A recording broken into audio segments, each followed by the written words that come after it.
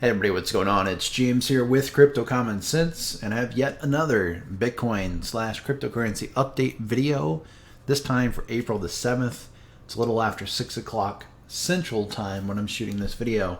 And guys, the reason I'm doing so many free videos right now, it's not that I'm going to get back to the daily stuff. It's just I figure a lot of people are home right now. We've got this COVID-19 stuff going on, and I want to go a little above and beyond my normal stuff to try to shoot some extra videos for you guys, okay? So before I jump into the content, please do me a huge favor, hit that thumbs up button. Don't forget to subscribe to the channel, and of course, don't forget to click that bell icon to get notifications when I release these new updates.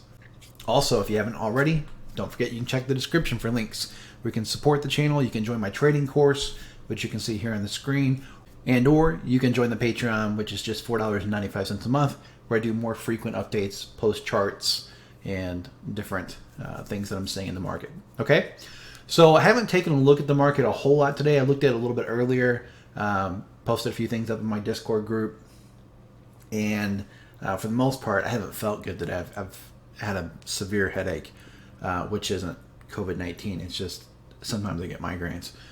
So wanted to sit down, kind of look at the market more or less live on video, kind of see what I'm seeing.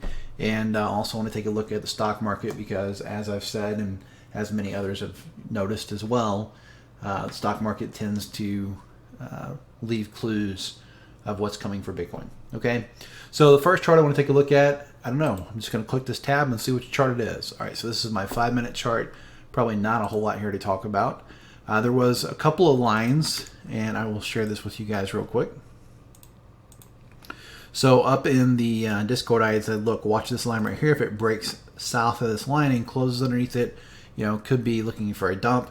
And of course, that's exactly what happened. It closed at 3 p.m. Central Time, just below that line. And when it did, it immediately took a spill down about almost 3%, right? So now I've got to move this line. And what I want to look for is this touch here and this low right here. And you can see that we are just barely underneath it, but we're trying to get back above it. So I want to watch closely and see where this candle closes at, because this 4-hour candle is not just the 4-hour candle, it's also the daily candle. So the daily should be closing in about 40 minutes, if I remember right. Yeah, 40 minutes. I'm still not used to the time change for some reason.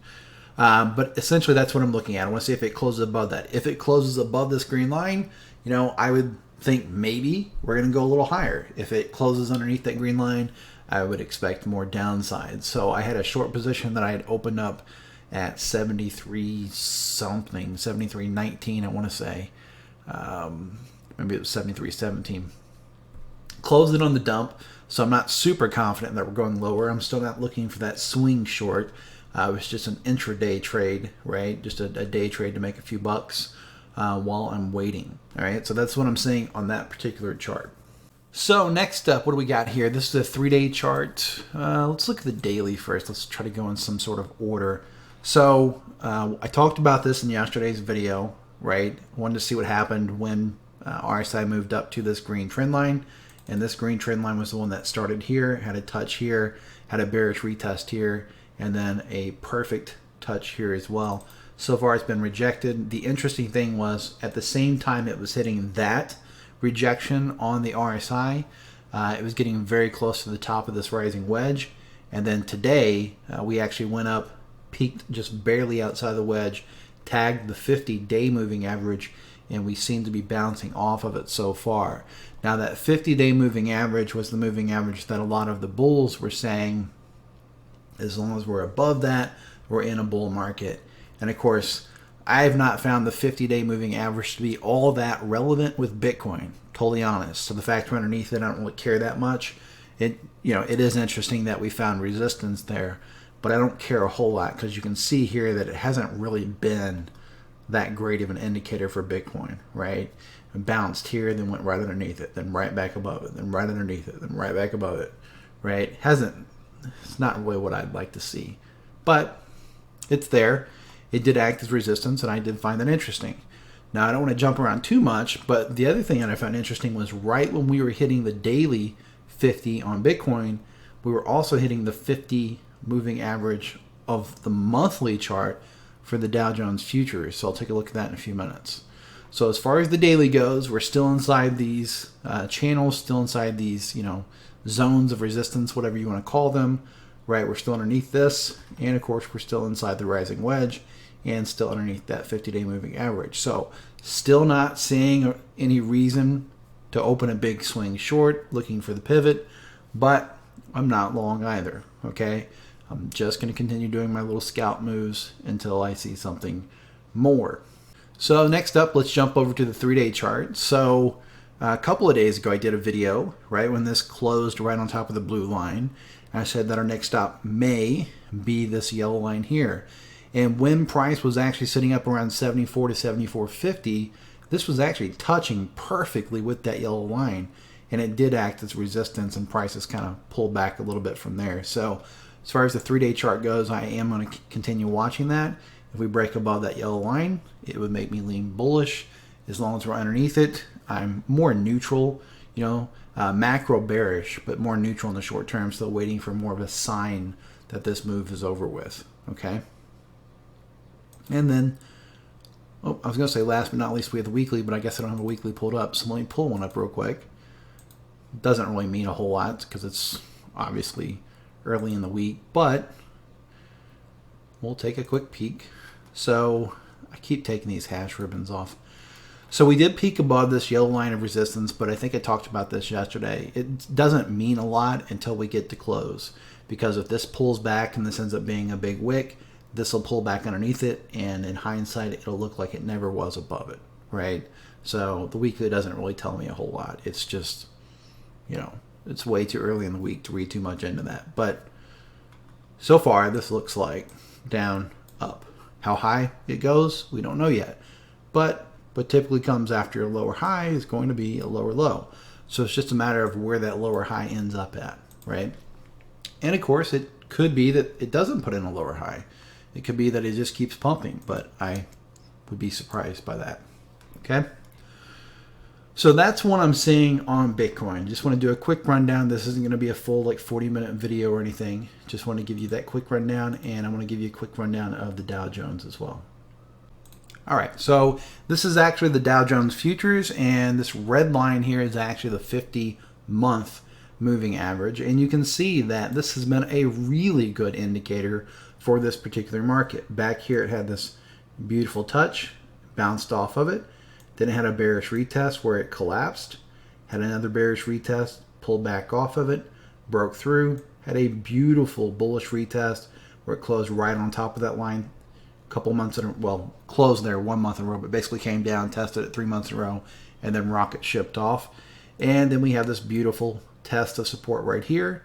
And finally over here, we had broke support. Of course, price moved back up, and today it was actually testing that, and now it's had this really large pullback. So that's what happened. It touched it, it pushed above it just a bit, and as of right now, this market is down about 3% or so from that test, and a little more than that from the top. The top, it's down about, looks like about 4%. Okay, so again, Bitcoin is moving with this futures market for the Dow Jones, which is really interesting. Okay, so I just keep watching it for clues. It's not perfect, but it has been really, really accurate the last week, maybe the last 2 weeks even. Okay, so we'll see what happens with this. But I guess there was some kind of news. I didn't really read about it yet. I just saw a couple snippets of it on Twitter, I think it was, where I guess yesterday they had some really good numbers coming out of New York. It looked like the number of deaths from the COVID-19 was starting to decline, and that put a lot of hopium into the market. And then I guess today they came out and said that it's on the incline again, which some people are speculating might be the reason the market pulled back. I don't think it's the reason the market pulled back necessarily. I just think that it was a dead cat bounce. So bottom line is this is a level that I would watch on that. It looks like a bearish retest. And then the S&P 500 futures, they broke above their 50-month moving average, right? But that being said, well, I was going to say it's not as good of an indicator on that, but I don't know. It looks pretty good, right? A little bit through there, a little bit through there. touch there and then collapse. Beautiful touch there. So I don't know, looks pretty good, right? It's still above it, so that's worth keeping an eye on. Lots of interesting things happening in the world today. So yeah, that's me, guys. That's what I think for Bitcoin. I'm just being patient. I'm taking the intraday trades. And, while I am macro bearish, while I still believe that this probably was not the bottom, I still haven't seen any reason to get into it short. And the thing that a lot of people don't seem to understand is you can be right and still lose money if you're early, right?